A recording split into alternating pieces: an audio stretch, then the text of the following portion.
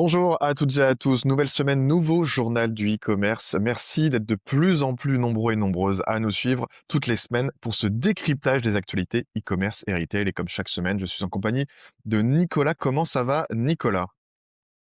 Écoute, ça va très bien. Beaucoup de sujets, hein. On vous donne le rythme sur YouTube, sur les plateformes de podcast, beaucoup d'échanges. Et ce qui plaît beaucoup, c'est un peu ces analyses, ces cas concrets, de décortiquer un peu les stratégies et la vision de certaines entreprises. Donc, vraiment très enthousiaste à l'idée de décortiquer ensemble Carrefour.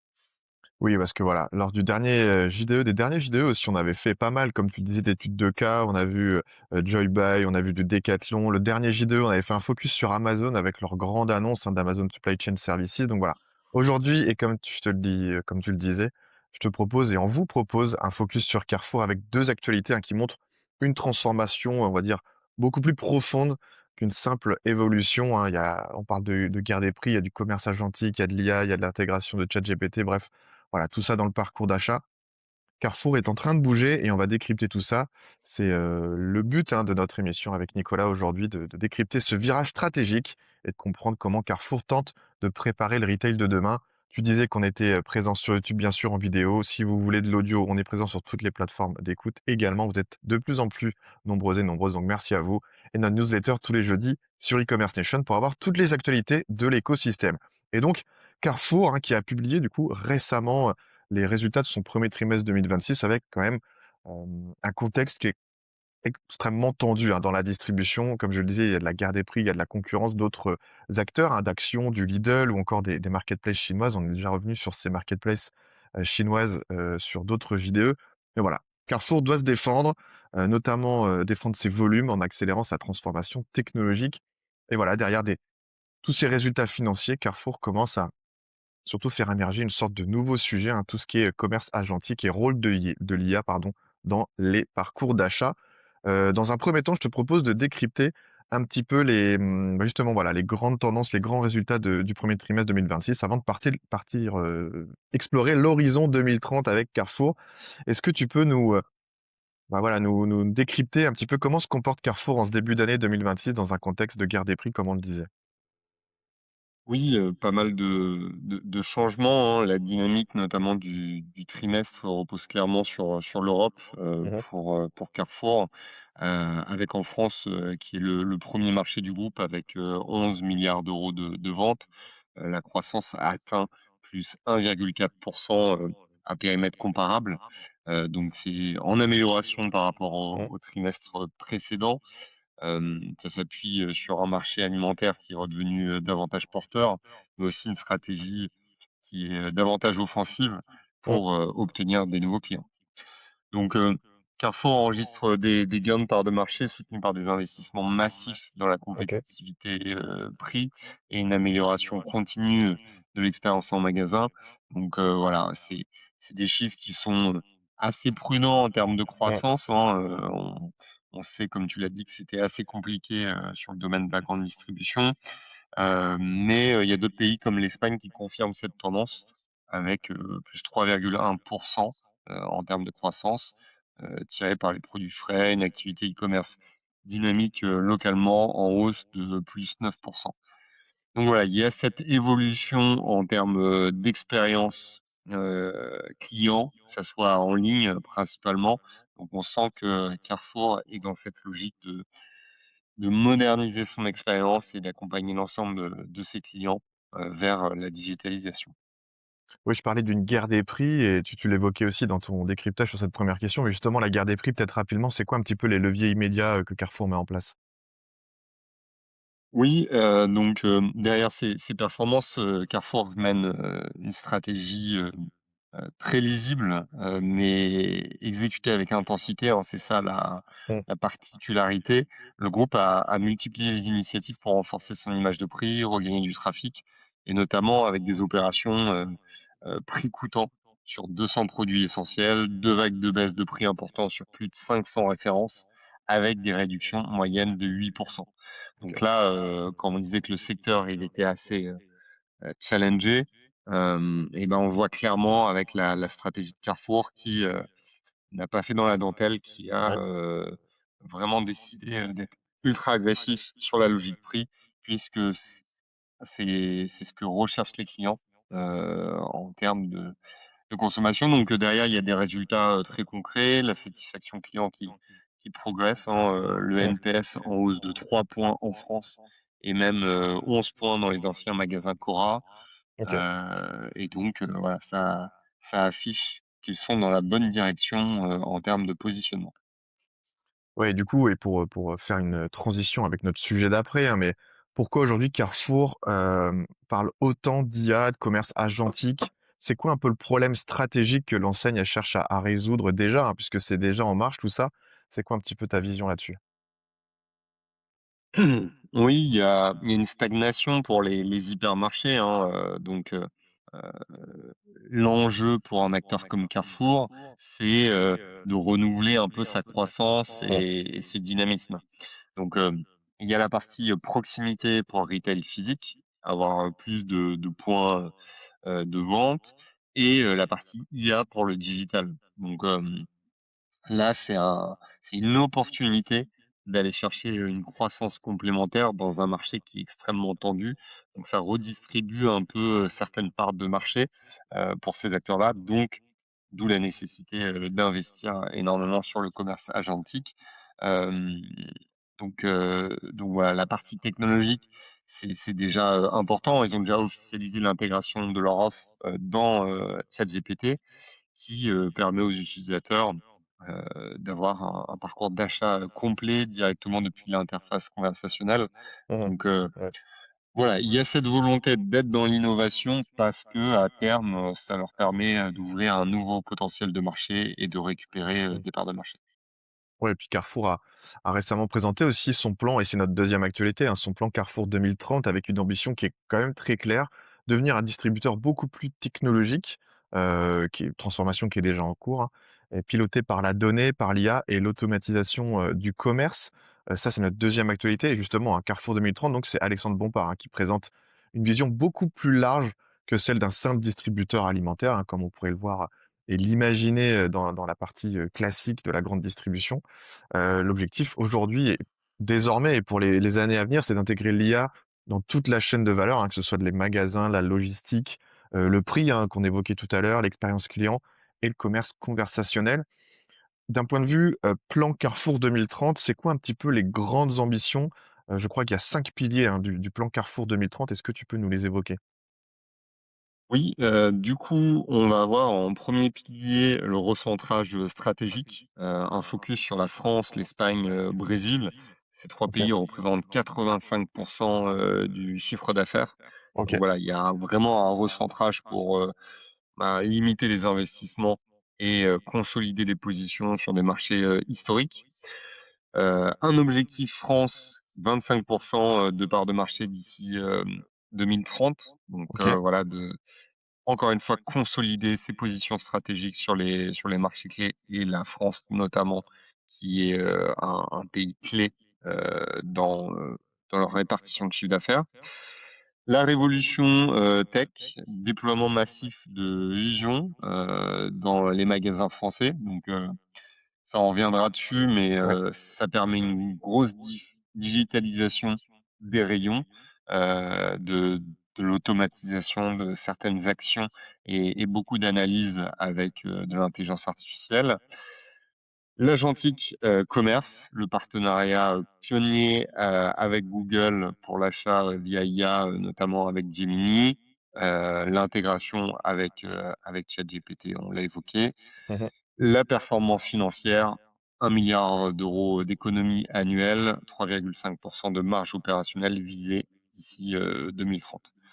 Donc, voilà, on est sur une structure qui veut optimiser Mmh. ses charges, se recentrer de manière stratégique, et investir sur la technologie. Donc, ces 5 piliers donnent un peu, la température, hein, essayer d'avoir des gains de productivité avec l'investissement, technologique, et utiliser, les agents Mmh. conversationnels pour augmenter les parts de marché. Mmh. Donc, ça semble vraiment, intéressant, hein, comme stratégie parce qu'on a pas, d'acteurs, aussi gros, en France. Peut-être le seul parallèle, c'est peut-être avec Walmart, du Mmh. côté des États-Unis, Ouais, qui c'est est ça. assez actif sur ces sujets, d'innovation, et tech. Donc, voilà, à voir sur ces 2 exemples, le parallèle Walmart aux États-Unis et Carrefour, en France, comment ça va se développer, sur les prochaines années. Mmh. Ouais, comme tu disais, intéressant et en plus, c'est vrai qu'on pourrait se dire: «OK, d'ici plusieurs années, on va avoir envie de bombarder sur d'autres pays». Non, on va se recentrer, et se concentrer sur ce qu'on sait déjà très bien faire. On va optimiser tout ça et comme tu disais, après, piloter de la performance financière et puis miser sur de la technologie. Tu parlais de Vusion. Quel rôle joue Vusion, et l'IA et le commerce agentique, hein, dans cette stratégie? Tu as déjà donné quelques petites briques, mais si tu peux revenir dessus et voilà, c'est dans cette stratégie et cet horizon 2030 pour Carrefour. Oui, donc Carrefour a investi, plus de 150 millions dans un partenariat stratégique, hein, donc avec Vusion pour, digitaliser l'intégralité de son parc français d'ici, 2030. OK. En quelques mots, ça signifie, des millions d'étiquettes, électroniques, des rails intelligents, EdgeSense, pour géolocaliser les produits, OK. des caméras IA Captana pour détecter, les ruptures, les anomalies, prix. Donc vraiment, voilà, c'est d'avoir un hypermarché connecté Mmh. qui va te permettre de déceler, les baisses de stock, de faciliter les inventaires, avec des étiquettes électroniques, enrichir l'expérience aussi, côté client, voilà, si, les étiquettes embarquent plus d'informations. Hem donc voilà, ça c'est tendre vers le magasin connecté. Je pense que c'est un Mmh. vrai sujet. On l'a vu sur les précédentes années, mais peut-être qu'on n'avait pas forcément la technologie Oui, je pour pense, ouais. pouvoir exploiter, Mmh. toutes les données et automatiser pas mal de choses. Là, avec, tout ce qui est outils IA, on a des possibilités, Vision le permet. Donc c'est quand même de gros investissements, des objectifs opérationnels, heu qui seront la conséquence de ces ajustements. Réduction, des ruptures, de 20%, automatisation des tâches, répétitives, fiabilité totale des prix en rayon, optimisation du Mmh. picking e-commerce. Le magasin devient, carrément une infrastructure logistique et data omnicanal. Mmh. Donc, voilà, on le voit, hein, dès lors que vous faites vos courses dans des hypermarchés, supermarchés, vous voyez qu'il y a des préparateurs, pardon, qui font du picking Ouais. dans les allées pour la partie drive. Donc d'où l'intérêt d'avoir vraiment, une structure data, vraiment efficiente pour, permettre cette double aspect et de se développer aussi de manière beaucoup plus conséquente si demain il y a davantage de croissance avec des outils, IA. Donc voilà, le nerf de la guerre, c'est la donnée. Mmh. Comment je structure ma donnée, produit, catalogue pour que ça se retrouve facilement en ligne et après de permettre, la facilité logistique dans la préparation de commandes et le suivi. Donc, voilà, des gros chantiers qui vont permettre des économies, mais aussi une très forte, agilité pour, le monde de demain. Oui, pas mal de choses à mettre en place, mais au final, c'est vrai que quand on parle d'horizon, 2030, on a l'impression que c'est loin, mais c'est pas si loin parce qu'on est on n'est pas si loin de 2030. Souvent, quand il y avait ces fameux horizons, on parlait de 10, 15, 20 ans. Bon, là, c'est clairement, dès demain et dès, dans quelques mois, quelques années. Donc bon, on pourra voir comment ça se passe, mais effectivement, pas mal de chantiers à mettre en place. Et est-ce qu'au final, et ce sera ma dernière question pour ce JDE, mais est-ce qu'on assiste au final Hem, à une transformation du métier de distributeur, voilà. Est-ce que Carrefour devient-il une plateforme technologique plus une enseigne, pardon, retail classique? C'est quoi ton analyse là-dessus? Ouais, c'est des très bonnes questions. Le métier de distributeur, oui, il évolue. Il évolue, il n'y a pas forcément de rupture. Mmh. Pour moi, il y a quand même une certaine continuité parce qu'un distributeur, voilà, une grande enseigne de distribution, c'est de rendre accessible une large gamme d'offres et notamment, dans leurs points de vente, hein, ça reste, l'aspect principal. Il y avait déjà une évolution Mmh. dans les précédentes années, sur, ce rôle, de marketplace. Comment je deviens une marketplace, qui répond à un besoin et une interface, continue. La partie drive aussi qui s'est énormément développée. Donc, Ouais. là, on est plus sur, une logique de préparateur logistique et d'offres logistiques pour, permettre la récolte des commandes.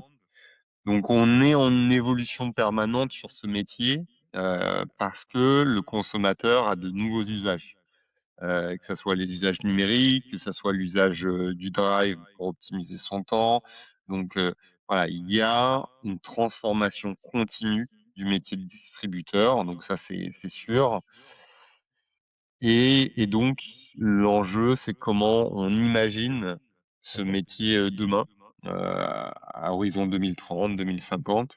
Est-ce que on aura une expérience, très connectée, très intuitive, dès lors qu'on va, rentrer dans un rayon, je sais pas, nos produits phares vont avoir une lumière sur leurs étiquettes et donc on pourra, Mmh. voilà, les identifier. Peut-être que quand on va arriver devant un produit, on aura une notification en même temps sur notre portable qui va nous dire: «Ah, il y a aussi, telle ou telle alternative en termes, de gamme». Quoi, voilà, la partie omnicanal va amener énormément de choses. La partie IA, d'accompagnement pour le consommateur, elle va être extrêmement forte. Et donc, oui, un distributeur se doit de prendre ce virage technologique et pour répondre aux usages. Voilà, pour moi, Mmh. la priorité, c'est de répondre aux usages. Et donc, s'ils ne le font pas, il y aura d'autres plateformes technologiques qui Mmh. vont, prendre des parts de marché, aux plus grands distributeurs. Quand tu vois les délais de livraison aujourd'hui qui sont, Ouais. extrêmement courts, pourquoi je vais privilégier retirer mon drive dans un Carrefour si, en fait, en ligne, je peux tout commander et me faire livrer, Mmh. dans la journée ou à J+1, chez moi, Ouais. ou au travail.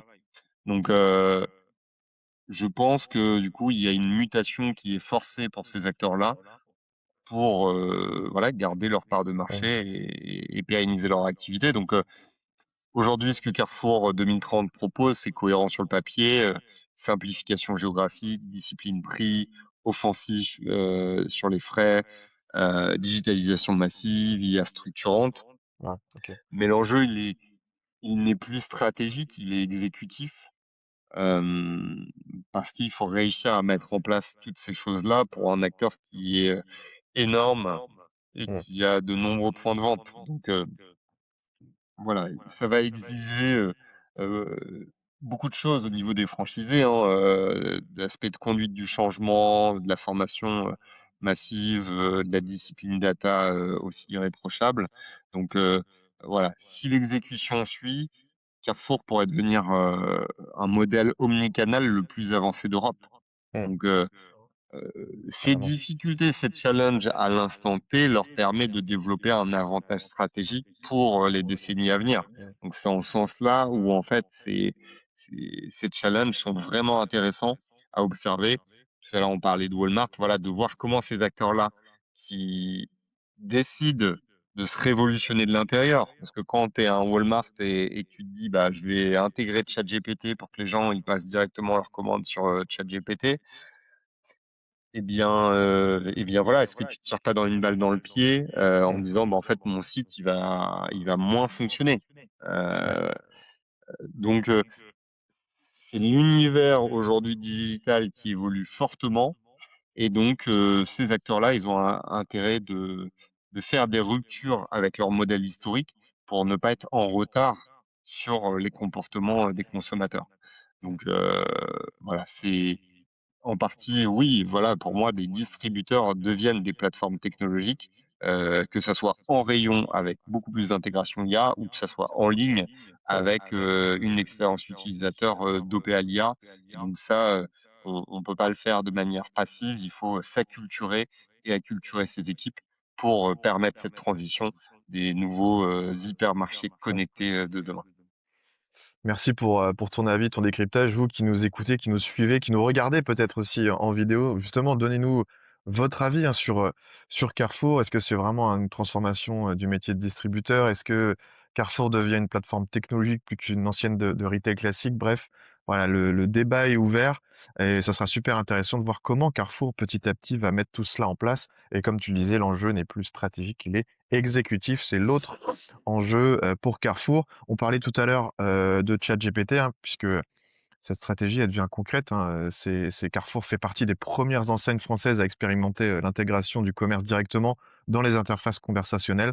On a fait un petit article, à ce sujet-là, on l'avait déjà décrypté aussi dans une autre émission. Donc on vous remet le lien qui va bien si vous souhaitez en apprendre davantage sur, les courses sur ChatGPT, le pari stratégique de Carrefour, pour votre information. Bah, merci beaucoup Nicolas pour ton décryptage de cette stratégie, un petit peu les résultats, premier trimestre 2026, la stratégie à 2030 de Carrefour, super intéressant. On va suivre ça de près, bien sûr, avec e-commerce Nation. Je vous encourage bien sûr à vous abonner à notre édito qui sort toutes les semaines, notre newsletter avec toutes les actualités sur e-commerce Nation. Vous pouvez nous suivre en podcast, vous pouvez nous suivre sur YouTube. Bref, on est partout pour faire votre veille à votre place. Merci une nouvelle fois, Nicolas, et à très vite pour un nouveau journal du e-commerce. Salut.